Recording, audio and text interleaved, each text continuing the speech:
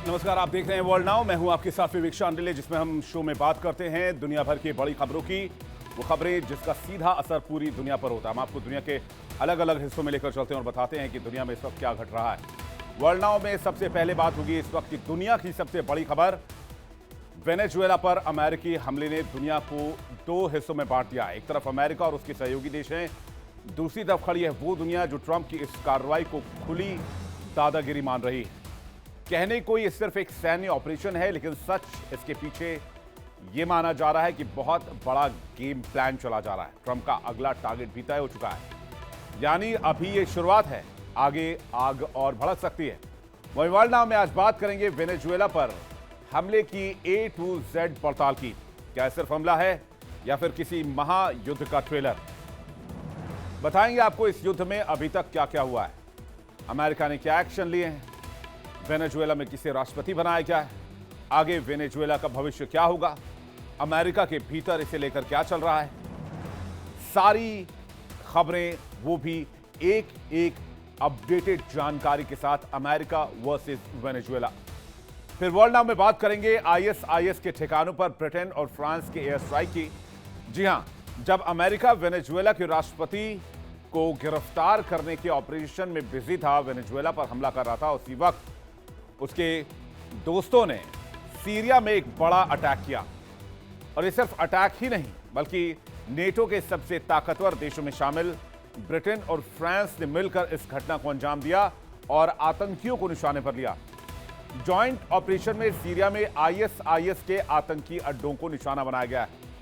दावा है कि इस ऑपरेशन में आईएसआईएस के कई ठिकाने नेस्तनाबूद किए गए हैं। तो क्या यह आतंक के खिलाफ एक बड़ा मैसेज, एक पावर गेम है? फिर बातचीत करेंगे वर्ल्ड नाउ में अमेरिका और ईरान में टेंशन जो बढ़ रही है। माना यह जा रहा है कि वेनेजुएला के बाद ईरान की तरफ बढ़ सकता है अमेरिका, क्योंकि ईरान में जो इस वक्त स्थिति है उसको लेकर ट्रंप प्रशासन ने, अमेरिका ने कई बार चेतावनी दी है और यह भी कहा है कि अगर ईरानी नागरिकों पर वहां की सरकार ने सख्ती बढ़ाई तो अमेरिका सैन्य कार्रवाई से भी पीछे नहीं हटेगा। यानी माहौल बहुत गर्म है और ईरान की सड़क पर इस वक्त भारी टेंशन है। कई शहरों में खुलकर विरोध हो रहा है और अमेरिका में भी हलचल तेज होने लगी है। तो क्या डोनाल्ड ट्रंप वेनेजुएला के बाद अब ईरान की ओर बढ़ने वाले हैं? क्या यह सिर्फ कूटनीति का दबाव है या फिर किसी सैन्य कदम का ट्रेलर इसे माना जाए? अमेरिका की बयानबाजी सख्त है, खुली वार्निंग है और ईरान अंदरूनी उथल पुथल से जूझ रहा है। ऐसे में पश्चिम एशिया का माहौल एक बार फिर से गर्म होने वाला है। इसके बाद वर्ल्ड नाउ में बात करेंगे ईसाई बहुल यूरोप की, जहां धार्मिक प्रतीकों को लेकर लगातार सख्ती बरती जा रही है। और अब यूरोप के एक बड़े फैसले ने एक नई बहस को जन्म दे दिया है, डेनमार्क। जी हां, यूरोपीय देश डेनमार्क अब स्कूलों और यूनिवर्सिटीज में बुर्का, नकाब और चेहरे को ढकने वाले कपड़ों पर बैन लगाने जा रहा है। कहा यह भी जा रहा है कि यह फैसला धार्मिक स्वतंत्रता नहीं है, बल्कि सुरक्षा और सामाजिक एकरूपता के नाम पर लिया गया है। तो कि डेनमार्क को आखिर यह फैसला क्यों लेना पड़ा? आखिर इसके पीछे की विवाद की वजह क्या है? इस फैसले का वहां के लोग क्या कह रहे हैं? और यह भी बताएंगे कि दुनिया के किन देशों में बुर्का, हिजाब या नकाब पूरी तरीके से बैन है। इस खबर की भी ABCD आपके सामने रखेंगे। तो चलिए शुरुआत कर रहे हैं और देखते हैं वर्ल्ड नाउ में इन तमाम खबरों को विस्तार के साथ। अब सबसे पहले वेनेजुएला की क्रोनोलॉजी समझते हैं। वेनेजुएला वर्सेस अमेरिका, और वेनेजुएला पर अब अमेरिकी नियंत्रण, और वो भी सीधे 150 विमानों के हवाई ऑपरेशन के साथ, जहां ड्रोन, रडार जैमर और हाईटेक निगरानी सिस्टम काम कर रहे हैं। तस्वीरें आप देखिए, एक साथ कितने हेलीकॉप्टर वेनेजुएला के आसमान में आपको नजर आएंगे। और जब स्ट्राइक को अंजाम दिया जा रहा था तो एक साथ एक दो नहीं, 1 2 3 4 5 6 7 8 9 हेलीकॉप्टर्स जो है वो आसमान में मंडरा रहे थे वेनेजुएला की। 2 और 3 जनवरी की दरमियानी रात की तस्वीर है जो इस वक्त आप देख रहे हैं स्क्रीन पर। वेनेजुएला की धरती दहल गई अमेरिकी हमले से, और यहां से वेनेजुएला के राष्ट्रपति निकोलस मादुरो को गिरफ्तार कर लिया अमेरिका ने।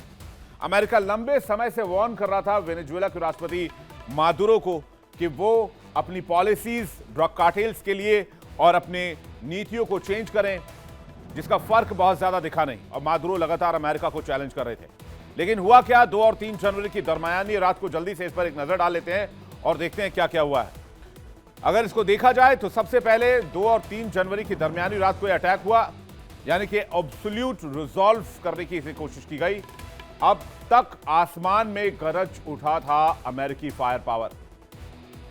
अंधेरे में आसमान चीरते ये जहाज सीधे पहुंचते हैं वेनेजुएला और इस पूरे मैटर को रिजॉल्व करने की कोशिश करते हैं। यानी वेनेजुएला की एबीसीडी में ए फॉर एब्सोल्यूट रिजॉल्व अब बी में आई है। इसके बाद शुरू होती है बॉम्बार्डिंग। एक के बाद एक मिसाइल फटने लगते हैं, बम फटने लगते हैं वेनेजुएला की जमीन पर। सी फॉर क्राइम केस, वेनेजुएला के राष्ट्रपति पर क्राइम केस चलाए जाने की तैयारी है। अब गिरफ्तार कर लिया गया है और डी फॉर ड्रग्स टेररिस्ट करार दिया गया है अमेरिका की तरफ से। यानी कि अगर एबीसीडी अगर आप देखेंगे तो पूरी तरह से पिक्चर आपकी क्लियर हो जाएगी। राजधानी काराकस सहित कई शहरों में एयर स्ट्राइक की तस्वीर सामने आई। सरकारी ठिकाने, army command centres, air defence locations को निशाना बनाया गया। ऐसा लगता है कि बहुत दिन से इसकी तैयारी की जा रही थी, इसकी स्क्रिप्ट लिखी जा रही थी और वर्ल्ड नाउ में हम आपको लगातार ये जानकारी दे रहे थे कि कैसे वेनेजुएला और अमेरिका के बीच टेंशन लगातार बढ़ रही है। अमेरिका ने इस ऑपरेशन में अपनी सबसे खतरनाक एयर स्ट्रेंथ झोंक दी, जिसमें F-22 का इस्तेमाल किया गया, F-35 फाइटर जेट का इस्तेमाल किया गया, F-18 फाइटर जेट का इस्तेमाल किया गया, B-1 बॉम्बर एयरक्राफ्ट का इस्तेमाल किया गया, हाईटेक ड्रोन का इस्तेमाल किया गया और 150 से ज्यादा एयरक्राफ्ट एक साथ एक ही मिशन पर एक ही लक्ष्य के लिए वेनेजुएला में घुस गए। यह सिर्फ हमला नहीं था, ये सुपर पावर का एक पावर शो था। इस पावर शो से मादुरो सरकार में हड़कंप मच जाता है। अचानक पूरे देश में सायरन बज उठते हैं, फौजी गाड़ियां सड़कों पर और आसमान में सिर्फ लड़ाकू जहाजों की गरज। वेनेजुएला के कई अहम ठिकानों पर मिसाइलों की बारिश हुई, रनवे हिल गए, इमारतें दहल गई और मादुरो सरकार पर खतरे की घंटी बज गई। 2 जनवरी की वेनेजुएला की सबसे अंधेरी रात और उस अंधेरे में शुरू हुआ ऑपरेशन एब्सोल्यूट रिजॉल्व, जिसे नाम दिया गया था। ईस्टर्न टाइम के मुताबिक रात 10:46 पर, यानी वो घड़ी जब अमेरिकी फोर्सेस ने वेनेजुएला पर बिजली की तरह गिराने वाला मिशन शुरू किया। अमेरिका का ऑपरेशन एब्सोल्यूट रिजॉल्व वेनेजुएला में गुप्त सैन्य अभियान, नाम दिया गया absolute resolve, operation absolute resolve. राष्ट्रपति डोनाल्ड ट्रंप ने रात 10:46 पर इसे अंतिम मंजूरी दी और उसके बाद धड़ धड़ाते हुए एक साथ 150 से ज्यादा एयरक्राफ्ट जो है वो वेनेजुएला की सीमा में दाखिल हो गए, जिसमें F-22, F-35, F-18, B-1 bomber और ड्रोन तैनात किए गए। कहा जा रहा है कि इसके लिए CIA, NSA और NGA ने इंटेल सपोर्ट दिया। रात 1:01 पर अमेरिकी सैनिकों ने मादुरो के काराकस स्थित परिसर में इन्वेड कर दिया, यानी कि घुसपैठ कर दिया। 30 मिनट से भी कम समय में ऑपरेशन पूरा किया। राष्ट्रपति निकोलस मादुरो और पत्नी सीलिया फ्लोरेस को गिरफ्तार किया। वेनेजुएला का दावा है कि कार्रवाई में 40 लोगों की मौत हुई है। ट्रंप का बयान है कि सुरक्षित सत्ता हस्तांतरण तक अमेरिका वेनेजुएला चलाएगा, यानी कि पूरी तरीके से अब वेनेजुएला को यूएस कंट्रोल में ले चुका है। अंधेरी रात के सन्नाटे में काराकस की खिड़कियां कई धमाकों से कांपने लग गई। आसमान में उड़ते हेलीकॉप्टर्स की तेज आवाज से जमीन पर उड़ती धूल और खास हथियारों के साथ उतरते अमेरिकी स्पेशल फोर्सेस के जवान। यह नजारा उस वक्त का था जब अमेरिका ने वेनेजुएला में ऑपरेशन को अंजाम दिया। इस मिशन के दौरान शहर के कई हिस्से अंधेरे में डूब गए। यही वो रात थी जब अमेरिकी स्पेशल फोर्सेस ने वेनेजुएला के राष्ट्रपति निकोलस मादुरो को उनके सबसे सुरक्षित ठिकाने से गिरफ्तार कर लिया। इस हाई ऑक्टेन ऑपरेशन को वॉशिंगटन ने नाम दिया था ऑपरेशन एब्सोल्यूट रिजॉल्व, जिसे राष्ट्रपति डोनाल्ड ट्रंप फ्लोरिडा के मार-ए-लागो अपने निजी आवास के क्लब से लाइव मॉनिटर कर रहे थे, देख रहे थे। यानी एंट्री सीधे, सर्जिकल अटैक, मैसेज बिल्कुल क्लियर। यह कोई अचानक लिया गया फैसला नहीं था, बल्कि महीनों की प्लानिंग थी, केयरफुल रिहर्सल थी और कई एजेंसियों के हाई लेवल कोऑर्डिनेशन का रिजल्ट था।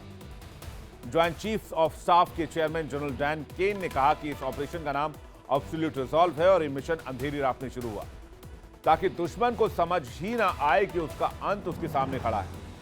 150 से ज्यादा एयरक्राफ्ट हवा में बाज जैसी नजर और जमीन पर अमेरिकी सैनिकों के बूट्स की आवाज और नतीजा मादुरो का गेम ओवर। अमेरिका ने क्लियर कर दिया, जिसे हटाना है उसे अंधेरी रात भी नहीं बचा सकती और ठीक ऐसा ही हुआ वेनेजुएला में। अमेरिका ने 2 जनवरी की रात वेनेजुएला के 4 शहरों पर एक साथ अटैक किया। इस दौरान निकोलस मादुरो एक मिलिट्री बेस में सो रहे थे। तभी अमेरिका की सीक्रेट डेल्टा फोर्स ने सर्च ऑपरेशन कर उन्हें ढूंढ निकाला। सैनिकों ने मादुरो और उनकी पत्नी सीलिया को बेडरूम से बाहर निकाला और अपने कब्जे में ले लिया। दोनों को 4 जनवरी की आधी रात अमेरिका लाया गया। मादुरो को लेकर एक विमान न्यूयॉर्क शहर के नॉर्दर्न सबर्ब्स यानी कि उत्तरी उपनगर में स्थित एक हवाई अड्डे पर उतरा, जहां विमान से मादुरो को उतारा गया और वो सावधानी से सीढ़ियों से नीचे उतरे। उन्हें चारों तरफ से फेडरल एजेंट्स ने घेर रखा था, जिसकी तस्वीरें इस वक्त हम आपको दिखा रहे हैं। जरा फुल स्क्रीन ये तस्वीर देखिए। कई एजेंट्स ने अपने फोन से उनकी वीडियो भी बनाई। इसके बाद उन्हें हेलीकॉप्टर बिठाया गया और हेलीकॉप्टर में यहां से उन्हें यूएस के मैनहट्टन शहर ले जाया गया, जहां कानून प्रवर्तन वाहनों का एक काफिला उनका इंतजार कर रहा था, ताकि उन्हें पास के अमेरिकी ड्रग इन्फोर्समेंट एडमिनिस्ट्रेशन यानी कि DEA के कार्यालय ले जा सके। इसमें एक बख्तरबंद गाड़ी भी शामिल थी। व्हाइट हाउस के एक सोशल मीडिया अकाउंट पर पोस्ट किए गए वीडियो में मादुरो स्माइल करते हुए नजर आ रहे हैं, जबकि 2 DEA एजेंट उनकी बाहों को पकड़े हुए उन्हें कार्यालय के अंदर ले जा रहे हैं। ऐसी उम्मीद है कि मुकदमा शुरू होने तक उन्हें ब्रुकलिन की एक संघीय जेल में बहुत ज्यादा सुरक्षा के बीच स्पेशल कस्टडी में रखा जाएगा। वहीं ट्रंप ने वेनेजुएला की कमान उपराष्ट्रपति डेल्सी रोड्रिग्स के हाथों सौंप दी है। कयास ये भी लगाए जा रहे हैं कि Nobel peace prize winner Maria Machado के हाथ में भी वेनेजुएला की कमान दी जा सकती है। वेनेजुएला में अमेरिका ने जो खौफ का माहौल बनाया था, अब उसका नया रंग सामने आया है। डोनाल्ड ट्रंप ने धमकी से बढ़कर अब सीधे राष्ट्र निर्माण के बिजनेस में कदम रख दिया है। ट्रंप ने साफ कहा है कि विदेश मंत्री मार्को रूबियो और रक्षा मंत्री पीट हेगसेथ वेनेजुएला की कमान अपने हाथों में लेंगे। मतलब क्लियर है, अमेरिका अब सीधे तौर पर इस देश को अपने हिसाब से चलाने का प्लान बना रहा है। वेनेजुएला सबसे बड़ा ऑयल रिजर्व है पूरी दुनिया में, लेकिन अपने ऑयल का वो बस 1% ही एक्सपोर्ट कर पा रहा था। अब सवाल यह उठता है कि ट्रंप का देश चलाने का मतलब आखिर क्या है? क्या वेनेजुएला की संप्रभुता खत्म कर उसे एक अमेरिकी उपनिवेश बनाया जाएगा, या फिर ये एक सिर्फ छिपा हुआ सैन्य कब्जा है जो ग्लोबल पावर गेम का हिस्सा है? अगले इलेक्शंस तक बस इसे अमेरिका कंट्रोल करना चाहता है। डोनाल्ड ट्रंप का बयान भी सामने आया। डोनाल्ड ट्रंप ने कहा कि अमेरिकी कंपनियों को ऑयल इंडस्ट्री ठीक करने और देश को फिर से मजबूत बनाने का वादा किया। यह कार्रवाई ट्रंप की अमेरिका फर्स्ट नीति में बड़ा बदलाव है। एक्सपर्ट्स की माने तो अगर यह कामयाब हुआ तो ट्रंप की विरासत बहुत मजबूत हो जाएगी, लेकिन अगर गड़बड़ हुई तो लंबा युद्ध, बेहिसाब पैसों की बर्बादी या फिर अराजकता वेनेजुएला में फैल सकती है, जो अमेरिकी प्रशासन की एक बड़ी नाकामी मानी जाएगी। यानी एक तरफ अमेरिका की दुनिया में भूमिका भी बदली जा सकती है, वो अपनी भूमिका चेंज कर सकता है। कई देश इसे इंपीरियलिज्म यानी कि साम्राज्यवाद कह रहे हैं, यानी अमेरिका दूसरे देशों पर कब्जा करना चाह रहा है। खासकर तेल के लिए वेनेजुएला के पास दुनिया का सबसे बड़ा तेल भंडार है, जैसे कि मैंने आपको बताया। लैटिन अमेरिकी देश चीन और रूस जैसे विरोधी इसे गलत कदम बता रहे हैं। कुछ नाराजगी अमेरिका के अंदर भी है। डेमोक्रेट्स इस कदम से बहुत नाराज हैं। वो कह रहे हैं कि कांग्रेस की जो स्वीकृति है वो नहीं ली गई, सीनेट की स्वीकृति नहीं ली गई और ट्रंप ने मनमाने तरीके से फैसले को अंजाम दिया। कुछ समर्थक भी नाराज हैं क्योंकि वो विदेशी झगड़ों से दूर रहना चाहते थे। अमेरिका के वेनेजुएला के राष्ट्रपति निकोलस मादुरो की गिरफ्तारी और राष्ट्रपति ट्रंप के वेनेजुएला को अपने कंट्रोल में लेने की घोषणा के बाद अंतर्राष्ट्रीय कानून और राष्ट्रपति की शक्ति को लेकर कई सवाल खड़े हो गए हैं। ट्रंप प्रशासन ने अभी तक सार्वजनिक रूप से ये नहीं बताया है कि वो किस तरह से वेनेजुएला को चलाएंगे। हालांकि एक राष्ट्रपति वहां जरूर बिठा दिया गया है। अब जब ट्रंप से पूछा गया कि वेनेजुएला में शासन चलाने के लिए क्या अमेरिकी सेना तैनात की जाएगी, तो उन्होंने जवाब दिया, नहीं। अगर उपराष्ट्रपति वही करते हैं जो हम चाहते हैं तो हमें ऐसा करने की जरूरत नहीं होगी। यानी ट्रंप के बयान को अगर आप खंगालेंगे तो ऐसा लगता है कि डोनाल्ड ट्रंप वहां एक कठपुतली सरकार चाहते हैं जो अमेरिका के इशारे पर काम करे। अमेरिका बोले खड़ा हो जाओ तो वो खड़े हो जाएं, अमेरिका कहे बैठ जाओ तो वो बैठ जाएं, अमेरिका से कोई काउंटर क्वेश्चन ना करे। इससे सवाल ये उठता है कि अगर रोड्रिग्स पद छोड़ने से इनकार करती हैं तो अमेरिकी राष्ट्रपति वेनेजुएला का शासन कैसे चलाएंगे? कार्डोजो स्कूल ऑफ लॉ की प्रोफेसर और विदेश विभाग की पूर्व वरिष्ठ वकील रेबेका एंगर ने कहा कि उन्हें अमेरिका के लिए वेनेजुएला को नियंत्रित करने का कोई कानूनी तरीका तो नजर नहीं आता है। वो ये भी कह रही हैं कि अंतर्राष्ट्रीय कानून के तहत ये एक अवैध कब्जा है और घरेलू कानून के तहत राष्ट्रपति को ऐसा करने का कोई अधिकार ही नहीं है। अमेरिकी राष्ट्रपति डोनाल्ड ट्रंप ने वेनेजुएला में ऑपरेशन को लेकर प्रेस कॉन्फ्रेंस भी की। उन्होंने कहा कि वेनेजुएला पर अब हमारा कंट्रोल है और इससे वेनेजुएला के लोग खुश हैं। ट्रंप ने कहा कि इस ऑपरेशन से पूरे क्षेत्र में ड्रग्स के नेटवर्क का खात्मा हो गया है। ट्रंप ने इस ऑपरेशन के लिए अमेरिकी सेना को बधाई भी दी है। सवाल यह है कि ये जो तनाव शुरू हुआ है ये रुकेगा कहां जाकर, या फिर अमेरिका वेनेजुएला टकराव एक नए मोड़ पर पहुंचेगा। वेनेजुएला की कूटनीति बनाम अमेरिकी दबाव की कहानी क्या कहती है, आइए देखते हैं। वेनेजुएला के तेल भंडार ने इसे ग्लोबल पावर प्ले का एक सेंटर बना दिया है, क्योंकि अमेरिका के खिलाफ कई पावरफुल देश खड़े हो गए हैं। विश्व के सबसे बड़े खिलाड़ी इस क्षेत्र पर नजर बनाए हुए हैं। तेल की किल्लत और कीमतों की बढ़ोतरी से वैश्विक अर्थव्यवस्था प्रभावित हो सकती है। मादुरो ने रूस और चीन जैसे देशों के साथ रणनीतिक गठजोड़ अपने रिजीम में बढ़ाए हैं, इसलिए अमेरिका के इस फैसले को रूस और चीन हजम नहीं कर पा रहे हैं। रूस चीन ब्लॉक के साथ वेनेजुएला की साझेदारी अमेरिका की वैश्विक दबाव नीति को चुनौती है। राष्ट्रपति निकोलस मादुरो की नीतियां अमेरिका के लिए एक चुनौती बन चुकी। वेनेजुएला और अमेरिका दो देश, लेकिन रिश्ते दुश्मनी के। तनातनी की वजह क्या है, चलिए इस कहानी को समझने की कोशिश करते हैं। कहते हैं ये कहानी शुरू होती है तेल से, सत्ता से और ताकत के उस खेल से जिसमें सबसे बड़ा खिलाड़ी बनना चाहता है अमेरिका और अपना घर बचाए रखना चाहता है वेनेजुएला। यही है दोनों तरफ का इंटरेस्ट। एक समय था जब वेनेजुएला की धड़कती तेल इंडस्ट्री पर अमेरिका की दिग्गज कंपनियों का डंका बजता था। तो कहा जाता था कि यह देश नहीं बल्कि एक चलता फिरता ऑयल टैंक है। और आज की तारीख में भी वेनेजुएला दुनिया का सबसे बड़ा ऑयल रिजर्व है। यानी वेनेजुएला को आप इस दुनिया का तेल टैंक भी कहें तो गलत नहीं होगा। तेल इतना कि यह मुल्क, छोटा सा मुल्क, अकेले खाड़ी देशों को टक्कर देता है। सारा मिडिल ईस्ट एक तरफ, वेनेजुएला का ऑयल रिजर्व एक तरफ, इतना ऑयल। लेकिन इस बीच सबसे इंपॉर्टेंट क्वेश्चन, इस तेल का असली मालिक कौन है?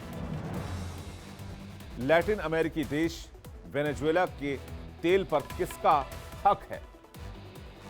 वेनेजुएला के तेल कुओं पर कभी अमेरिकी मल्टीनेशनल कंपनियों का खुला राज चलता था।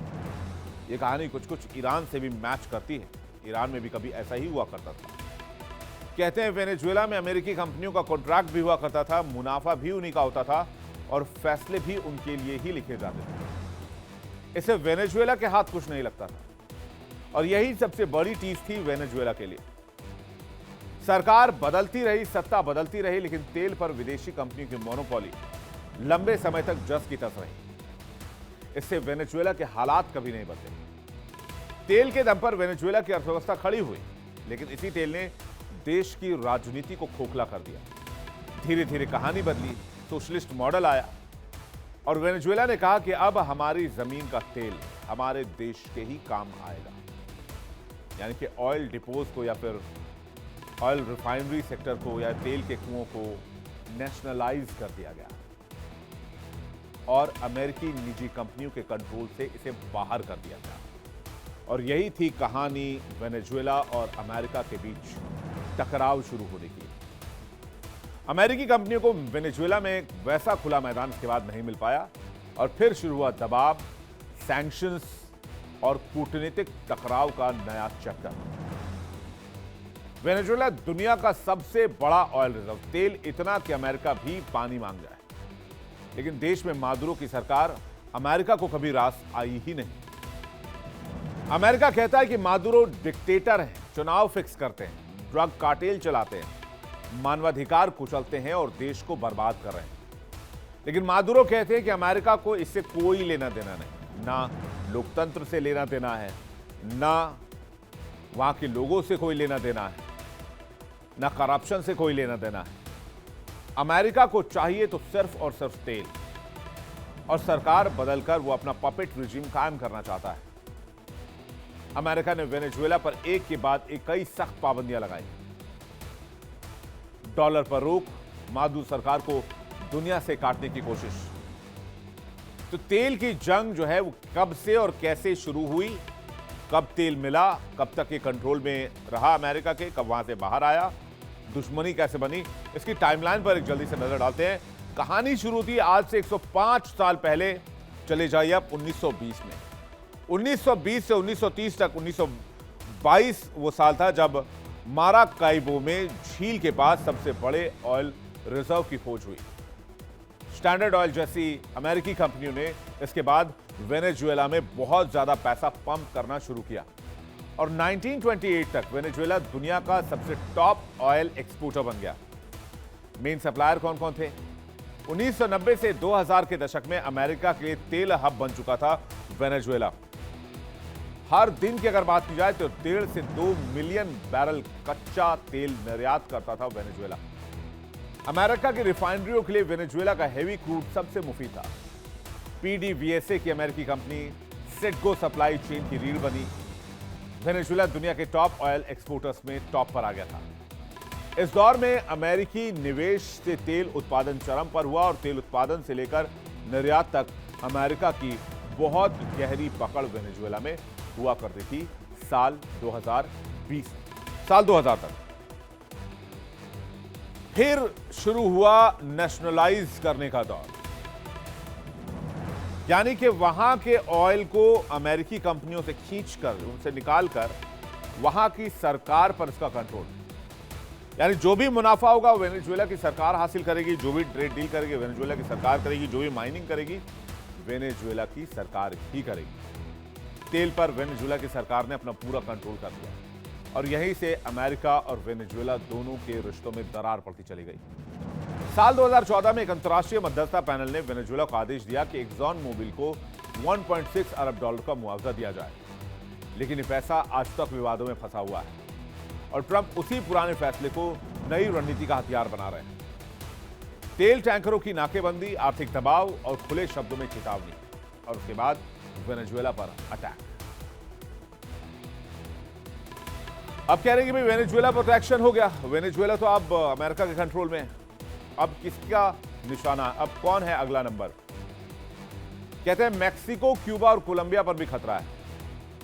कोलंबिया पर ट्रंप बड़ा एलिगेशन लगाते हैं, ड्रग्स बनाने और कार्टेल को फना देने का आरोप लगाते हैं। ट्रंप ने सख्त चेतावनी दी है कि नहीं सुधरे तो अंजाम भुगतना होगा। इसके लिए अमेरिका में हलचल बढ़ गई है, टेंशन भी बढ़ सकती है। तो क्या नए सैन्य ऑपरेशन की तैयारी की जा रही? दुनिया की नजरें फिर अमेरिका पर टिकी हुई हैं। अमेरिका के राष्ट्रपति डोनाल्ड ट्रंप ने एक बार फिर भयंकर चेतावनी जारी की है। वेनेजुएला में निकोलस मादुरो के बाद अब मैक्सिको, क्यूबा और कोलंबिया को अमेरिका अगला निशाना बना सकता है। क्या ये देश भी अब अमेरिकी दबाव और साजिश के तहत आएंगे? इसलिए आपको बताते हैं कि इस राजनीतिक घमासान की पूरी सच्चाई क्या है। वेनेजुएला पर अमेरिकी हमले और ट्रंप की धमकी ने अंतर्राष्ट्रीय राजनीति में भूचाल ला दिया है। साफ ट्रंप ने कहा है कि वेनेजुएला के बाद अमेरिका की नजर मैक्सिको, क्यूबा और कोलंबिया पर टिकी हुई है। उनके इस बयान ने इन देशों में खलबली मचा दी है। मैक्सिको, जो पहले से ही अमेरिका के साथ सीमाओं और ड्रग कार्टेल के मुद्दों से जूझ रहा है, वो अब नए खतरे का सामना करेगा। क्यूबा, जो दशकों से अमेरिकी प्रतिबंध का सामना करता रहा है, वो अब और भी मुश्किल दौर में फंस सकता है। और कोलंबिया, जो अमेरिका का काउंटर नार्कोटिक और सुरक्षा साझेदार माना जाता है, अब वो भी इसकी धमकी से अछूता नहीं है। ट्रंप ने चेतावनी ऐसे समय में दी है जब अमेरिका अपनी विदेश नीति को और अधिक आक्रामक और हस्तक्षेपकारी बनाने की फिराक में, और यही वजह है कि वेनेजुएला को इस तरह से हिट किया गया। जरा तस्वीरें एक बार आपको फुल स्क्रीन देखिए, किस कदर तबाही मचाई है एक रात में अमेरिका ने वेनेजुएला में।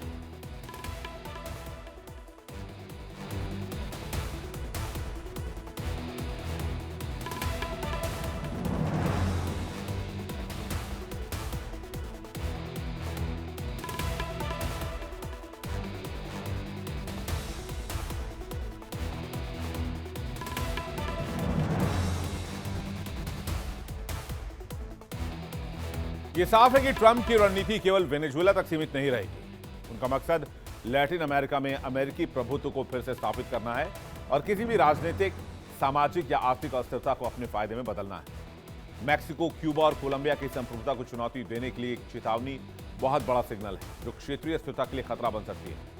अमेरिका ने इन देशों पर ड्रग्स बनाने और कार्टेल को पनाह देने का आरोप लगाया।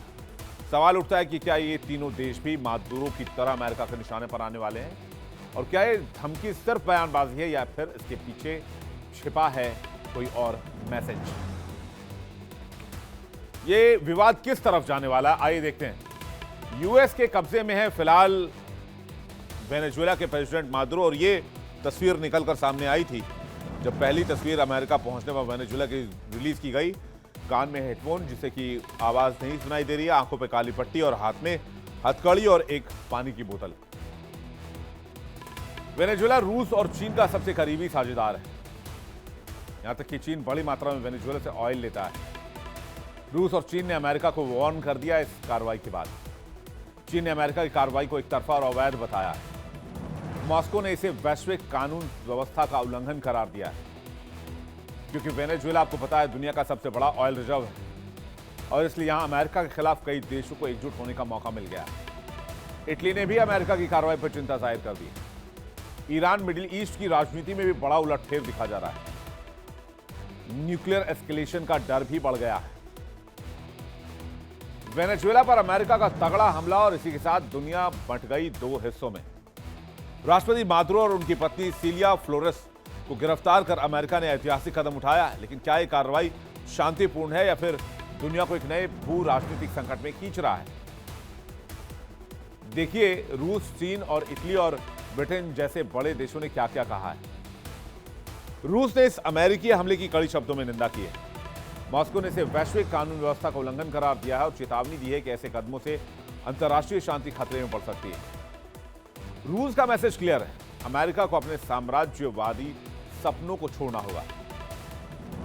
चीन ने भी अमेरिका के इस कार्रवाई को एक तरफा और अवैध करार देते हुए सभी पक्षों से संयम बरतने की अपील की है। वेनेजुएला की समस्याओं को लेकर बीजिंग ने कहा है कि एक आंतरिक समस्या और वहां का समाधान वहां के लोगों की सहमति से होना चाहिए, न कि किसी बाहरी ताकत के दबाव में। इटली और ब्रिटेन जैसे यूरोपीय देश भी इस हमले को लेकर बटे हुए हैं। इटली ने अमेरिका की कार्रवाई पर चिंता जाहिर किया और कहा है कि संकट का समाधान कूटनीति से संभव है। वहीं ब्रिटेन ने अमेरिका का समर्थन करते हुए इसे जिम्मेदार और आवश्यक कदम बताया है, जो क्षेत्रीय स्थिरता के लिए जरूरी है। अब आपको बताने जा रहे हैं वो जो दुनिया के लिए खतरनाक मैसेज है। अमेरिका के वेनेजुएला के राष्ट्रपति निकोलस मादुरो की गिरफ्तारी के ऐलान के साथ एक बड़ा भू राजनीतिक तूफान उठता हुआ दिखाई दे रहा है। और सबसे बड़ा झटका किसने दिया? नॉर्थ कोरिया के तानाशाह किम जोंग उन ने।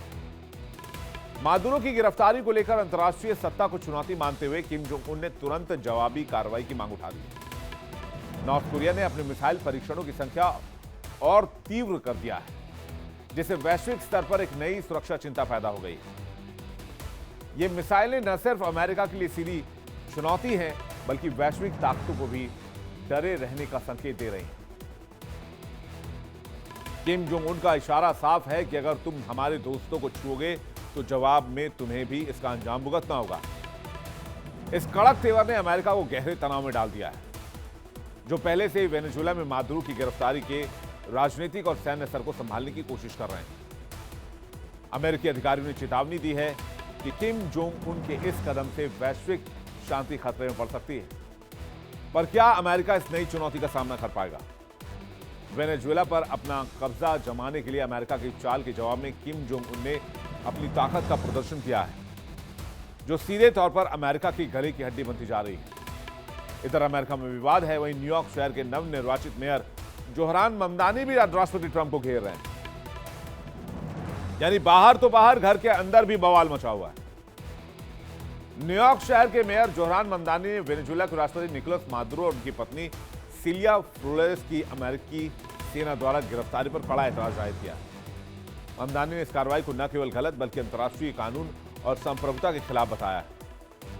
उन्होंने कहा कि किसी संप्रभु देश पर इस तरह की एक तरफा सैन्य कार्रवाई सीधे तौर पर युद्ध का कृत्य मानी जाती है और इसका असर न्यूयॉर्क जैसे कॉस्मोपॉलिटन सिटी पर भी पड़ता है। संयुक्त राष्ट्र महासचिव एंटोनियो गुटेरेस ने कहा कि वेनेजुएला में हालिया तनाव बढ़ने की चिंताओं से हम वाकिफ हैं। साथ ही उन्होंने कहा कि क्षेत्र पर गंभीर और चिंताजनक प्रभाव इसके हो सकते हैं। दुनिया के दो बड़े ब्लॉक इस मामले में आमने सामने हैं। क्या यह कदम वैश्विक सत्ता संतुलन को बदलेगा, एक नए शांति के दौर की शुरुआत करेगा, या एक नए जंग की स्क्रिप्ट लिखी जा रही है? अमेरिकी कार्रवाई ने दुनिया को दो तरफ बांट दिया है। एक तरफ लोकतंत्र की रक्षा और दूसरी तरफ राष्ट्रवाद और दखलंदाजी की निंदा। वेनेजुएला की संप्रभुता पर बड़ा हमला जिसका असर पूरी दुनिया पर होगा। यह सिर्फ एक देश की लड़ाई नहीं बल्कि वैश्विक भू राजनीतिक टकराव की शुरुआत बन गई। वेनेजुएला की धरती पर छिड़ी ये जंग अब सिर्फ वहां तक सीमित नहीं रह गई। पूरी दुनिया की नजरें इस भू राजनीतिक तूफान पर लगी हुई हैं। क्या ये अमेरिका की जीत होगी या बड़ी रणनीतिक हार, ये तो समय बताएगा। लेकिन इतना तय है कि वेनेजुएला पर हमला करके अमेरिका ने इतिहास की किताबों में एक विवादित अध्याय जरूर जोड़ दिया। एक बार फिर से आप देखिए तस्वीरें कि किस तरह से इस अटैक को अंजाम दिया गया। मल्टीपल तस्वीरें आपको दिखाते हैं इस पूरे अमेरिकी सैन्य एक्शन की। जरा फुल स्क्रीन दिखाई तस्वीरें कि किस तरह से वेनेजुएला के अलग अलग इलाकों में एक के बाद एक हिंसा और एक के बाद एक धमाके और इसमें कई लोगों की मौत हो चुकी है।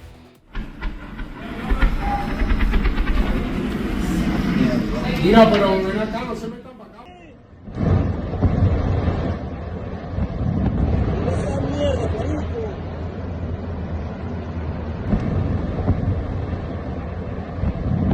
Esa mierda, marico.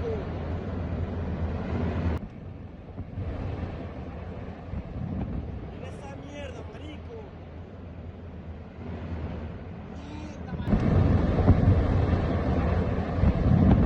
Esa mierda, marico.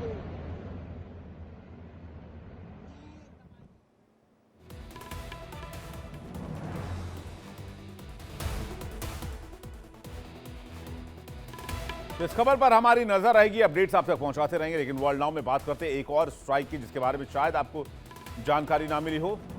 Britain और फ्रांस ने भी एयर स्ट्राइक को अंजाम दिया है। जब अमेरिकी सेना वेनेजुएला के राष्ट्रपति पर एक्शन ले रही थी तभी सीरिया के ऊपर एयर स्ट्राइक का ऑपरेशन जारी था। और यह हवाई हमला किसी और ने नहीं बल्कि नेटो में शामिल देशों ने किया है। जी हां, ब्रिटेन और फ्रांस ने एंटी टेरर ऑपरेशन चलाया सीरिया के ऊपर। सीरिया में आतंकी संगठन आईएसआईएस के जॉइंट ठिकानों पर जॉइंट एयर स्ट्राइक किया गया। ब्रिटेन के रक्षा मंत्रालय ने बताया कि यह कार्रवाई सीरिया के एक अंडरग्राउंड ठिकाने को निशाना बनाकर की गई जहां हथियार और विस्फोटक छिपाकर रखे गए थे। यह ठिकाना सीरिया के मध्य हिस्से में स्थित ऐतिहासिक शहर पलमायरा के उत्तर पहाड़ी इलाके में था। यह इलाका न केवल दुर्गम है बल्कि यहां आम नागरिकों की मौजूदगी लगभग न के बराबर है। यही नहीं, माना जाता है कि इस्लामिक स्टेट आईएसआईएस की खतरनाक गतिविधि यहीं से ऑपरेट होती है।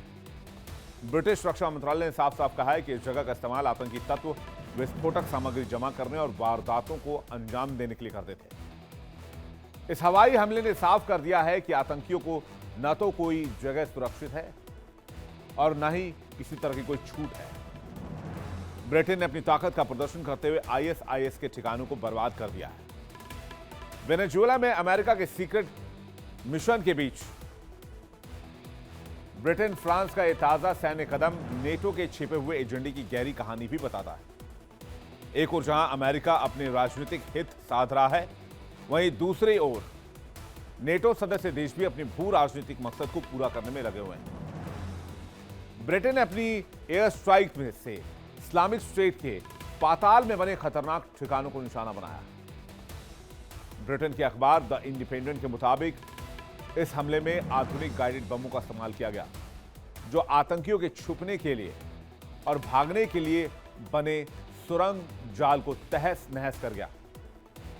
रॉयल एयरफोर्स के टाइफून FGR-4 लड़ाकू विमानों ने इस ऑपरेशन में अहम भूमिका निभाई। इनमें हवा में ईंधन भरने वाले वॉयेजर टैंकर विमानों की मदद ली गई जिसे लंबे समय तक एयरबोर्न रह सके और एक एक बम को बहुत सटीक तरीके से निशाने पर गिराया गया। और उसके बाद की तस्वीर आपको दिखा रहे हैं। ब्रिटेन के रक्षा मंत्रालय ने भी कहा है कि PV-4 बमों का इस्तेमाल किया गया जो सटीक निशाना लगाते हैं। इस हमले ने आतंकियों के पनाहगाह और ईविल सिस्टम को जमीनी तह तक ध्वस्त कर दिया है। ब्रिटिश सेना की कार्रवाई से साफ है कि अब कोई भी आईएसआईएस का गढ़ सुरक्षित नहीं रहेगा। आतंकियों के लिए भागना या छुपना लगभग असंभव हो जाएगा। सीरिया में आईएसआईएस अड्डों पर कितनी बार स्ट्राइक हुई है, इस पर भी नजर डाल सकते हैं, इसको भी देख सकते हैं। कहानी शुरू होती है सितंबर 2024 में। अमेरिका ने मध्य सीरिया में आईएसआईएस के कई ट्रेनिंग कैंपों पर बड़े पैमाने पर एयर स्ट्राइक की थी। 8 दिसंबर 2025 को बशर अल असद शासन के पतन के बाद अमेरिका ने मिडिल सीरिया में 75 से ज्यादा अधिक आईएसआईएस के ठिकानों पर प्रिसीजन एयर स्ट्राइक को अंजाम दिया था। इसमें B-52 bomber, F-15 fighter jet और A-10 लड़ाकू विमानों का इस्तेमाल हुआ। फिर आ जाइए अब 24 से 27 नवंबर की तारीख में अमेरिका और सीरियाई सुरक्षा बलों के पास संयुक्त अभियान में दक्षिणी सीरिया, जो कि रिफ दमश्क के नाम से जाना जाता है, वहां ऑपरेशन चलाया गया। आईएसआईएस के 15 से ज्यादा हथियार भंडार नष्ट किए गए। ऑपरेशन में हवाई और ग्राउंड दोनों तरह के ऑपरेशन शामिल थे।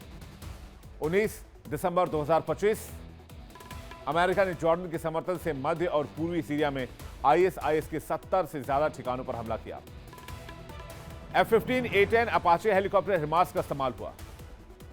100 से ज्यादा प्रिसीजन म्यूनिशंस छोड़े गए और 5 से ज्यादा आईएसआईएस सदस्य इस हमले में मारे गए। टारगेट में कमांड सेंटर, हथियार depot, training facility, Jabal al Amor, Raqqa, Deir ez Zor शामिल थे। अब आ जाइए 3 जनवरी 2026 को।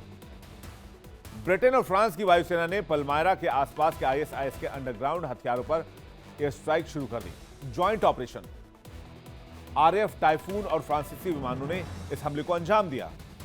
हालांकि अच्छी खबर रही कि इसमें कोई नागरिक हताहत नहीं हुआ है, लेकिन यह हमला सिर्फ एक सैन्य ऑपरेशन नहीं था, बल्कि आतंकवाद के खिलाफ एक निर्णायक लड़ाई की शुरुआत। शंखनाद। ब्रिटेन और फ्रांस ने कहा कि आईएसआईएस या दाइश जैसे आतंकी संगठनों की दोबारा ताकत नहीं भरने दी जा सकती है और उनकी किसी भी कोशिश को कुचलने के लिए ब्रिटेन पूरी तरीके से तैयार है। जॉन हेली ने आगे कहा कि सैन्य कार्रवाई उन खतरनाक आतंकियों को खत्म करने के लिए की गई है जो न सिर्फ मध्य पूर्व बल्कि दुनिया भर में सुरक्षा और शांति के लिए खतरा है। एक बार फिर से आप तस्वीर देखिए कि किस तरह से आज भी गाजा में हालात बहुत अच्छे नहीं हैं और ऐसा लग रहा है कि ईरान और फिलिस्तीन एक ही रास्ते पर जा रहे हैं, बांग्लादेश और गाजा पट्टी एक ही रास्ते पर जा रहे हैं। तस्वीरें आप देखिए किस तरह का मास डिस्ट्रक्शन युद्ध में।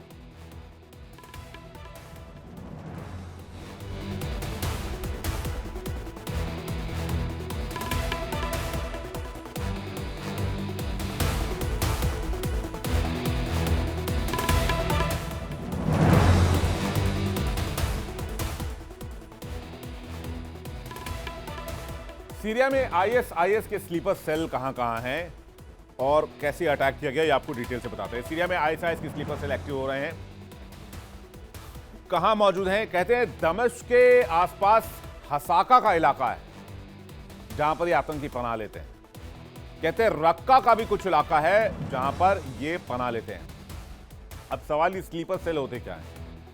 स्लीपर सेल जो आपके हमारे बीच में रहेंगे लेकिन काम आतंकियों के लिए करेंगे। ये खामोश रहकर टेररिस्टों की मदद करते हैं या फिर किसी बड़े आतंकी घटना को वारदात देने की तैयारी करते हैं। स्थानीय नागरिकों में घुसपैठ, असामाजिक गतिविधियों का नेटवर्क। अब खतरा क्या है? इससे अप्रत्याशित आतंकवादी हमले किए जा सकते हैं। सुरक्षा बलों के लिए बड़ी चुनौती है। ये स्थिरता में भी बाधा है क्योंकि इस तरह से खुद को रखते हैं, आप खुली नजर से इन्हें पहचान नहीं सकते जब तक आपके पास कोई इंटेल नहीं है, कोई इंफॉर्मेशन नहीं है। आईएसआईएस का नाम हुआ करता था Islamic state of Iraq and Syria, या आईएसआईएल ले लीजिए।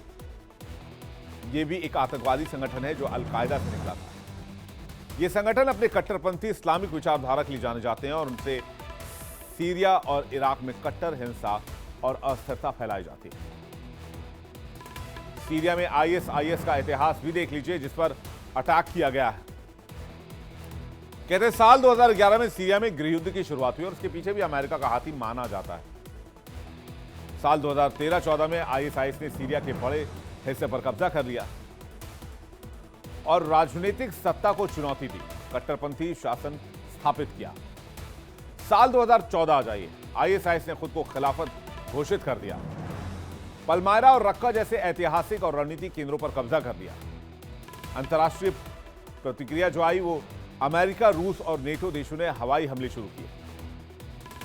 स्थानीय सुरक्षा बलों के साथ मिलकर आईएसआईएस के खिलाफ अभियान चलाया।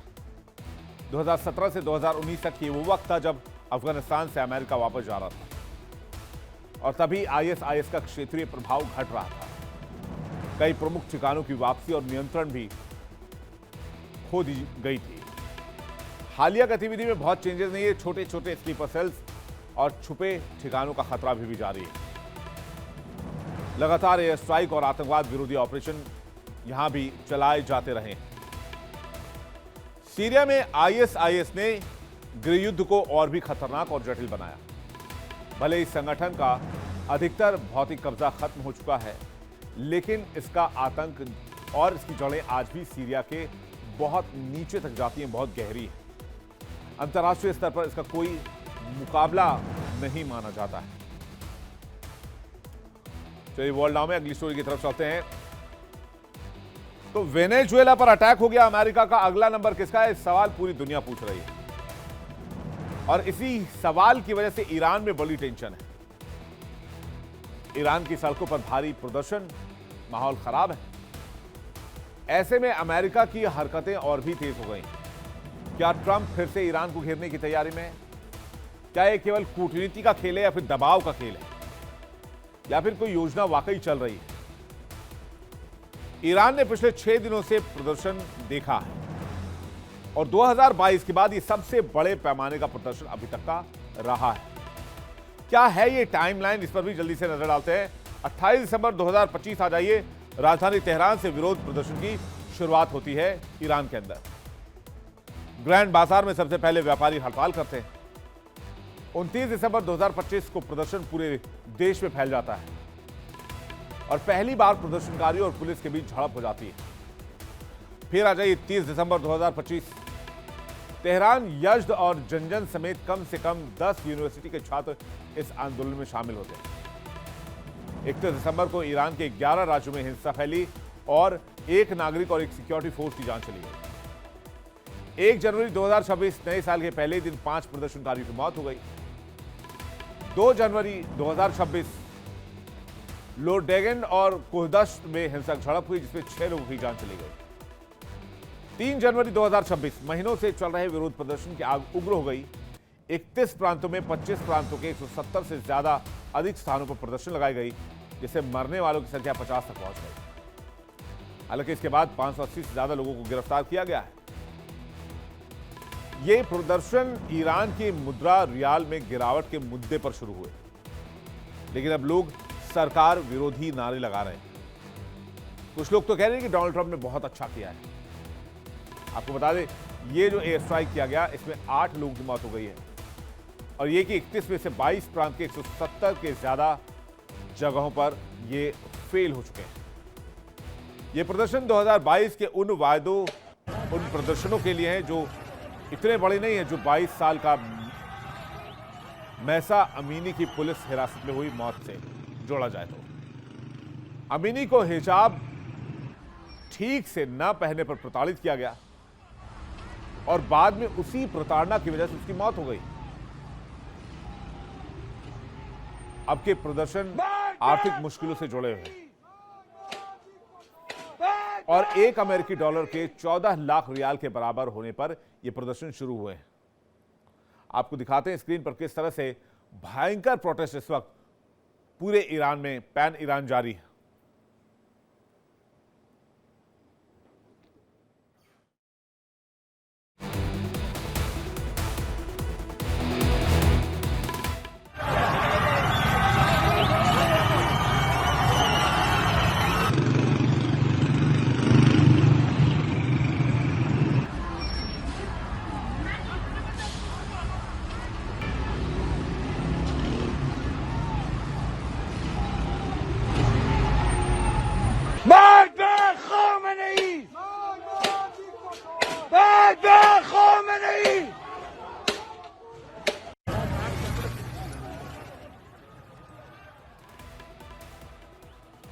तो ये जो प्रदर्शन आप देख रहे हैं ये ईरान के कई इलाकों में फैल चुके हैं।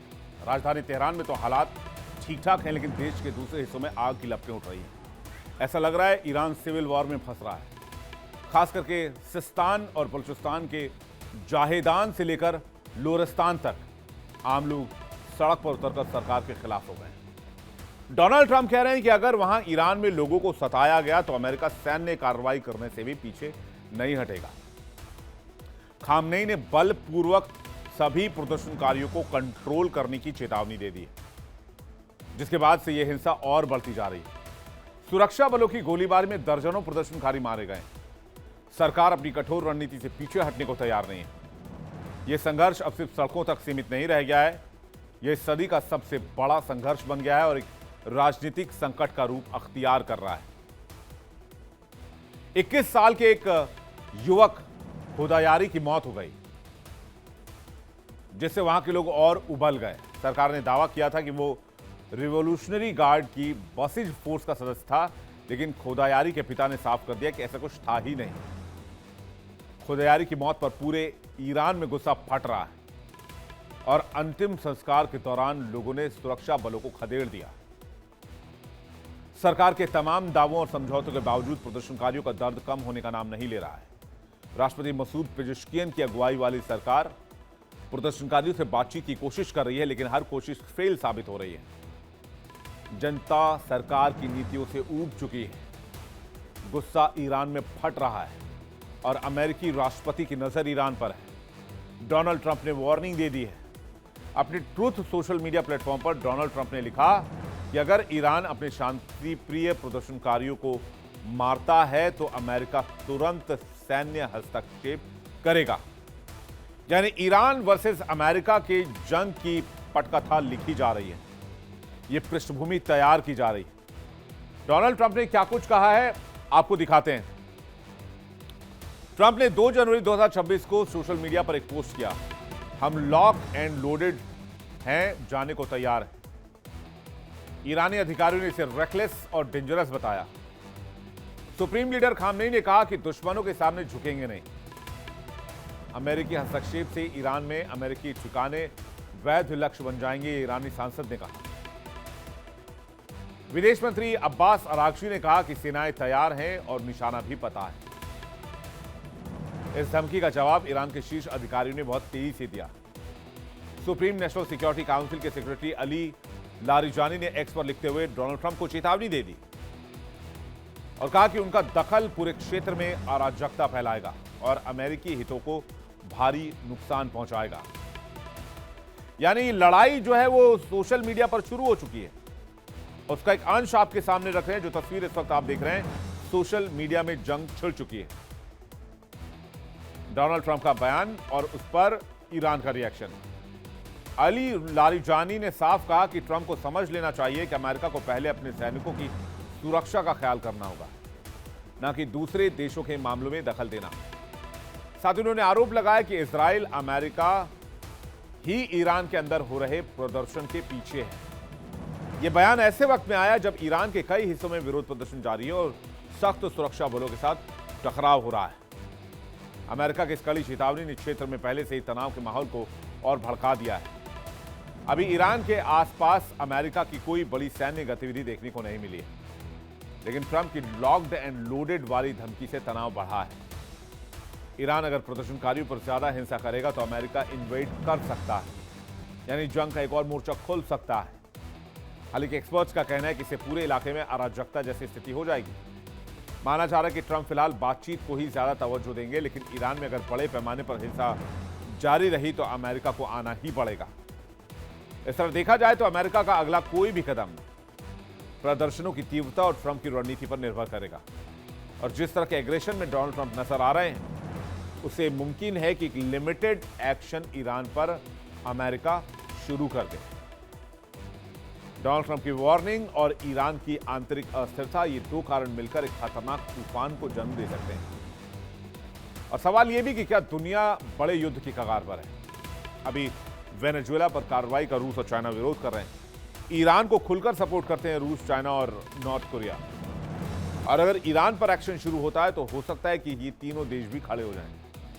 या हो सकता है चाइना उधर ताइवान में घुस जाए। और यही चीजें दुनिया के लिए बहुत बड़ी चिंता का विषय बन चुकी हैं, जो आज की तारीख में नजर आ रही है।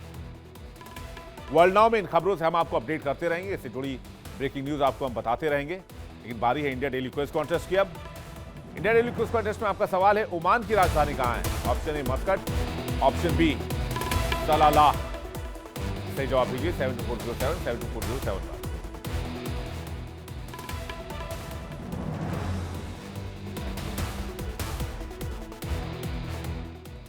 और अब आपको बताते हैं कल के विनर का नाम।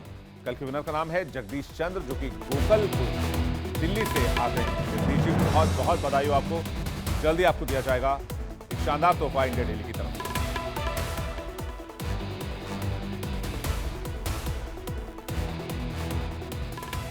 इंडिया डेली अब आपकी स्मार्ट टीवी पर भी मौजूद है। इंडिया डेली 24/7 देखिए अपने स्मार्ट टीवी पर लाइव और लगातार।